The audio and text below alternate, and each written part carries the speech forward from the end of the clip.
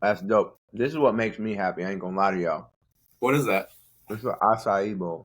Oh, yeah. You like acai bowls? You ever had one? Oh, oh yeah. I Bro, say. so good. This place is called Berry Divine. I'm not trying to give them an ad or nothing right Yeah. now, but this is the best acai bowl ever. Yeah. Big facts. Yeah, sadly, I just moved back up to Minnesota. They're not on the acai bowl. I was gonna say, yeah, They don't Midwest got is it. not hip on the acai bowls. I already know. Yeah, it's rough out I'm here. originally I'm originally from Illinois. Oh, really? Yeah. I didn't move to Arizona until I was 15. Okay. Yep. Now you get to perform in front of the Suns, and you're practically, Yeah, people think I mean, I would still say I'm from here. I would rep. Well, now I've lived here more than I lived in Illinois. Yeah. So, but I would even back in the day, like I feel like where you go to high school is almost where you're from. It's like that's who you really when you really become like who you are and you build like the foundation for your adult life. I don't know, Yeah, but no, for me, I'd I agree with feel that. like Yeah, I'm from for here. sure. Hmm. So, as a manager, what are your views on this AI music stuff? Oh my gosh, yo, AI is nuts. It's another one of those things where it's like the best worst shit in the world. It's just Yeah. I hate it. Let's be real. I do not like it, but I think it's another one of those things. It's a necessary evil. Like if you learn it and you use it and you learn it early. I mean, there's a reason why it exists, and like it's gonna hurt so many people because so many people are gonna lose their jobs. So many people are already losing their jobs, and then it's gonna help the people that really learn how to use it effectively because they're going to be 10 steps ahead of everybody. It's like you don't even have to game plan something. You can just ask ChatGPT. You can just make something. You don't have to hire a graphic designer. You could literally throw it in a thing and have the illest artwork you've ever had as an artist. You don't even have to shoot a music video. You could stand in front of a green screen and tell AI what you want behind you. Like, so yeah, it's something that like I've been halfway hesitant on, but like recently have dove in a little bit, not enough, honestly, but yeah, it's tough, man. It's tough. I don't. The internet is just tough altogether. Especially having kids really puts it into perspective. Like, dang, because the decision is: do you let your kids have technology so they're advanced and so they can operate at a high level in today's society, or do you not give them technology so they can be decent human beings and not be exposed to all the BS? It's tough, man. Yeah, I can't imagine. I was having a conversation with one of my friends the other day, and I just can't imagine having kids right now with TikTok and like, there's no way to filter what your kid sees anymore. It's Like I so grew up, cool. everything that I saw was extremely filtered, and that's just not even an option anymore. Like you can't prevent any of it. It's just Your kids just can't have phones, and you have to really filter their friends. Like my kid is not gonna have a phone as early as most kids probably will. He'll never have a video game ever. My kid never have a video game. Like my brother was addicted. Two of my brothers addicted to video games, and I'm like, dude, y'all don't leave the house. You don't know how to be social. Y'all don't know how to. It's like not to shit on anybody that plays video games, but like for me, it's like I don't know. I just feel like it becomes such an obsession. I've seen it become an obsession and like not be great. So yeah, and the end. that's how I started doing this. Actually, was I was living with two friends, and they were pretty big gamers. And so in the Mhm. afternoons when they would game, I was like, I need to do something that's productive. And it wasn't originally going to be a podcast, but then it kind of turned into one, and here we Yeah, are. right. I was like, I need to do something that's stimulating and doing. I don't know.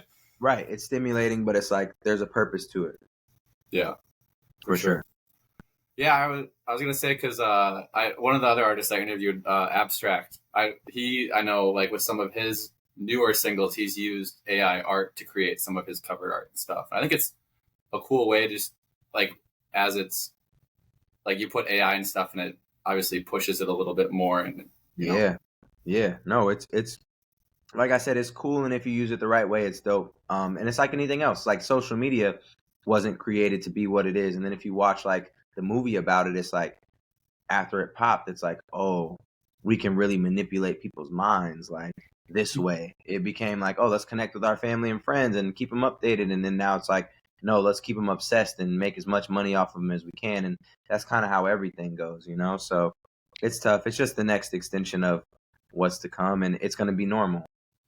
So kids will grow up with AI. Like my kids will grow up with AI as a normal thing that like they'll use in school. Yeah, which is crazy. Nuts, yeah. Black Mirror is real life in the future. Mm-hmm. As far as like off that, like transitioning through time and kind of just looking at like what your kids going through AI, what has it been like? Because going from 2012 to 2023, music has changed so much from Spotify to like knowing what you took those wins and those learns early on, but how are you able to transition to the now without having a whole lot of learning and more wins in that time frame later on? You just got to be ready to adapt, and you got to be able to be ahead of the curve and not behind it. Same like this AI stuff. It's like, okay, cool. What's up with people? Like I was ahead of like the influencer trend. Like I knew that influencers were going to be a thing before influencer was really a word. It wasn't even a word. People weren't saying, "Oh, Logan Paul's an influencer." He was on Vine, you know. And I'll never forget when I was making As Seen on the Internet. I took meetings with every record label, and I told them my idea. The whole. If you watch, I dropped 7 music videos in a week when I dropped As Seen on the Internet, and they all had big influencers on them. And I told that idea to the record label, and I knew it was going to work because I had did the nerd rap with Big Dawes, who was a big YouTuber. And the label was like, no, we need to get you a feature with Wale and with Waka Flocka. And I was like, dude, Logan Paul is a million times bigger than Waka Flocka and Wale will ever be. And they looked at me like I was stupid. And so it's like, and now labels are spending millions of dollars on influencer campaigns. And so it's like being ahead of that curve is what got me into that position. So it's really just like, okay, what's happening? It's really like seeing something pop off and then being like, okay, but why? And then being like, well, what can happen after that? What's the evolution of this? And so I think that's why I've always been able to like, even if it's not me, I've been able to like see what was going to be next and be like, okay, yo, you should do this because this is about to pop. Like you should run with this because this is going to happen. And I'm not always ahead of the curve. Like I remember somebody tried to put me on Bitcoin in 2015, and I was like, if you don't get this stupid shit out of my face. And then I remember in 2018 being like, oh, and even in 2018 he tried to put me on it again and like told you look at it, and it was up. Yeah. And then 2021 or like 2020 it was like, oh yeah. So it's one of those things, just trying to stay ahead of the curve and like learn as you go, and not being so stuck to not learn new things. I've seen so many people that are like, nah, I don't want to try this or I don't want to try that. And it's like, you got to try everything. And you got to, when a new thing comes out, you got to test it. You got to see if you can figure it out and if you can play in that space a little bit. So. Yeah. Those conversations with your As Seen on the Internet push, was that kind of what drew you to like thinking the management route, was just because you felt like maybe some of the people above you weren't like changing with the times as much as you wanted to? I think that's what led me to staying independent as an artist. Once again, growing up, I didn't even know what an independent artist was. There wasn't any. You couldn't really be an independent artist back in 1998, you know. And then I didn't discover independent artists until MGK and Hobson. I found those two on blogs, and I was like, oh, this is kind of similar to like what I do. So then I got obsessed with that, and I'm like, okay, how do I get on blogs? And that's how I found Mike Stud and Hoodie Allen and G-Eazy and all these people. And at the time, they were all independent. We all were. And, so that's when I realized, oh, you can make money and not be extra famous and not be signed to a major. Then when I popped off, every label wanted to sign me and all those things. And then I saw how slow their processes were. And then I talked to other artists that were signed to the label and they weren't happy. And then I saw the percentages and got the contracts of like, damn, if you're signed to a label, I had some homies that were only getting 2% of their money. 2%. And that's after the label got paid back what they invested into them. So I'm like, there's no way. I would shoot somebody in the face. There's no way I could ever do this. And then So management still wasn't even a thought until really a few years back, and it was just I met a couple artists that I felt like were like a real artist, like Michael Minnelli and Oswin Benjamin. I'll just be real.